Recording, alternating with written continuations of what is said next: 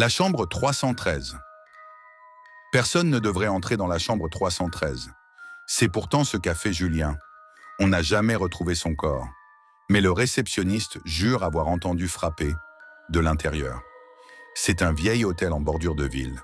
Plus personne n'y descend depuis longtemps, sauf les voyageurs pressés, les désespérés ou les inconscients.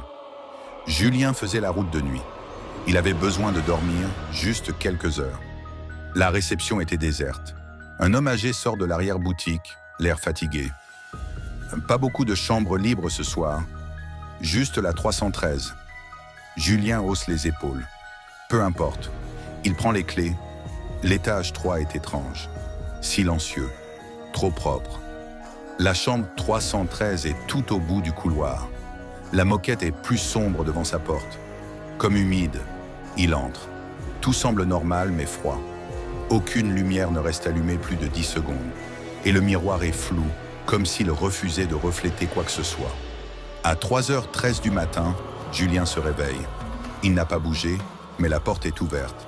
Et dans le couloir, quelqu'un attend. Une femme, très pâle, les cheveux longs. Elle lève la main, doucement, et pointe l'intérieur de la chambre. Puis elle dit « Tu es déjà là ?» Julien claque la porte, tremble, verrouille. Mais quand il se retourne, il se voit lui-même, debout dans la chambre, à côté du lit.